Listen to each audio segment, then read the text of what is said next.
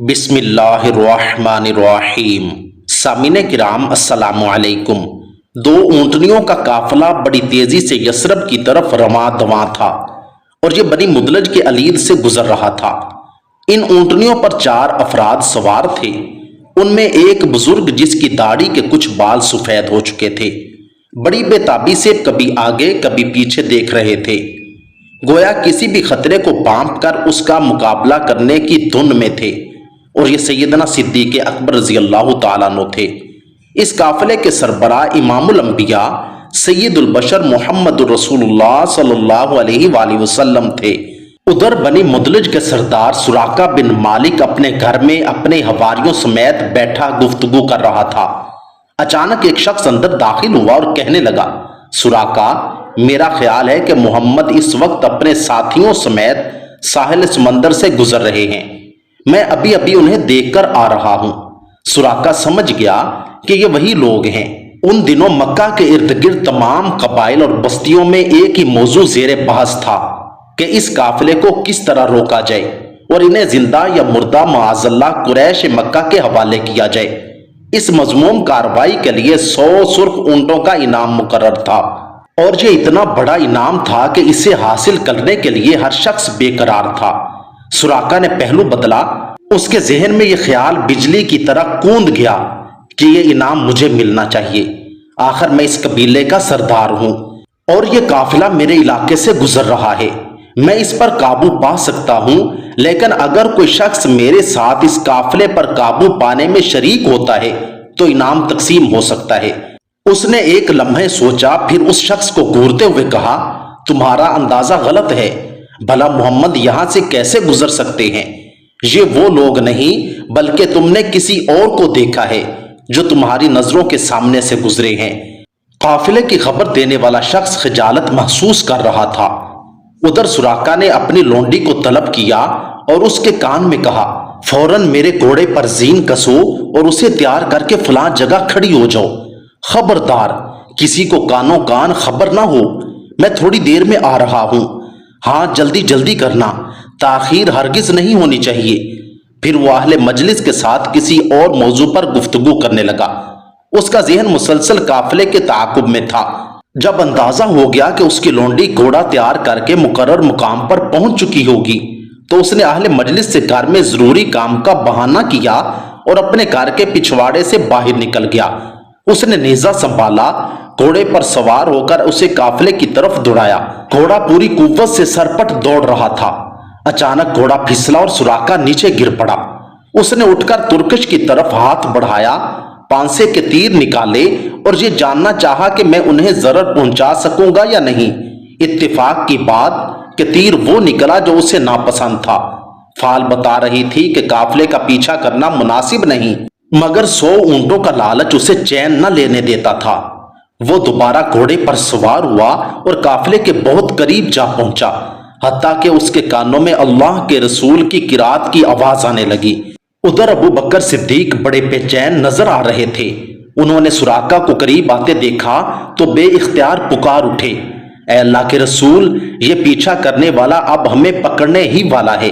ادھر عزیمت کے پہاڑ اپنے رب پر مکمل بھروسہ کرنے والے پیغمبر نے بڑے اعتماد سے جواب دیا، ابو بکر لا تحزن ان اللہ معنا، میرے یار غار پریشان ہونے کی ضرورت نہیں، اللہ ہمارے ساتھ ہے۔ سراقہ کا گھوڑا مسلسل دوڑ رہا تھا، بتدریج قریب ہو رہا تھا۔ ابو بکر پریشانی کے عالم میں رو پڑے۔ ارشاد ہوا، ابو بکر کیوں رو رہے ہو؟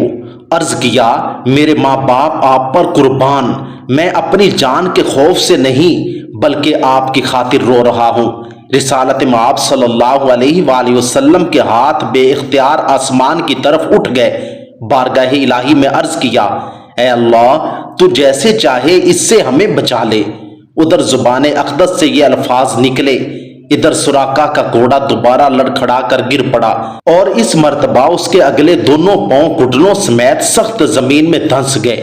اب سراقہ نے دوبارہ پانسے کے تیر سے فال نکالی۔ وہی تیر نکلا جو اسے ناپسند تھا۔ اب اس کی سمجھ میں آ گیا کہ اس قافلے کا پیچھا کرنا سراسر غلط کام ہے۔ جو بھی اس کا پیچھا کرے گا وہ ہلاک ہو جائے گا۔ اس کے دل میں یہ بات بیٹھ گئی کہ محمد غالب آ کر رہیں گے۔ اس نے قافلے والوں کو پکارا اور کہا، اے محمد، میں جان چکا ہوں کہ آپ کی مخالفت کے باعث میرا گھوڑا زمین میں دھنس گیا ہے۔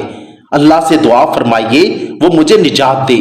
میں نہ صرف خود آپ کا تعاقب چھوڑ دوں گا بلکہ اس طرف آنے والوں کو بھی لٹا دوں گا۔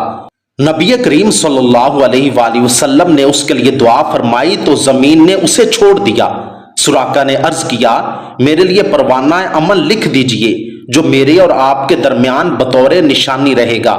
آپ نے ابو بکر صدیق رضی اللہ تعالیٰ عنہ کے غلام عامر بن فہیرہ کو حکم دیا کہ اسے امان لکھ دو۔ انہوں نے چمڑے کے ٹکڑے پر امان نامہ لکھ دیا۔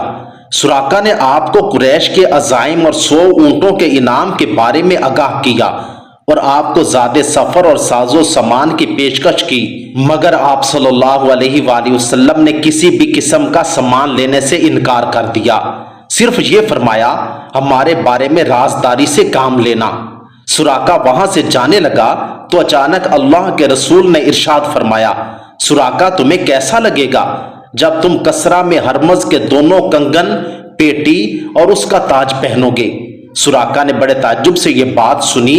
وہ سوچ میں پڑ گیا کہ کہاں کسرا بن ہرمز اور اس کے کنگن اور کہاں میں۔ اس کے بعد قافلہ یثرب کی طرف بڑھ گیا۔ سراقہ واپس آیا تو دیکھا کہ لوگ قافلہ کی تلاش میں سرگرداں ہیں۔ سراقہ کہنے لگا، ادھر کی کھوج خبر تو میں دور دور تک کر چکا ہوں، تمہیں اس طرف جانے کی کوئی ضرورت نہیں، میں تمہارے حصے کا کام کر چکا ہوں۔ پھر جب اللہ اور اس کے رسول بحفاظت مدینہ منورہ پہنچ گئے تو سراقہ نے لوگوں کو یہ واقعہ سنایا۔ سراقہ نے امان نامہ سنبھال کر رکھا۔ وقت گزرتے دیر نہیں لگتی، مکہ فتح ہوا۔ آپ صلی اللہ علیہ وآلہ وسلم حنین اور طائف سے فتح یاب ہو کر جورانہ کے مقام پر قیام فرما ہوئے۔ بنی مدلج کا یہ سردار یہی امان نامہ لیے اللہ کے رسول سے ملنے آیا۔ بدو آدمی تھا، تمام رکاوٹوں کو عبور کرتا آگے بڑھ رہا تھا۔ انصار کے ایک گھڑ سوار نے اسے روکا کہ ارے کہاں منہ اٹھائے جا رہے ہو؟ اس نے جواب میں وہی پروانہ جیب سے نکالا اور اسے رسول اللہ کی طرف بڑھایا۔ آپ صلی اللہ علیہ وآلہ وسلم اس وقت اونٹنی پر سوار تھے۔ عرض کرنے لگا، یا رسول اللہ، یہ آپ ہی کا دیا ہوا امان کا پروانہ ہے، میں سراقہ بن مالک ہوں۔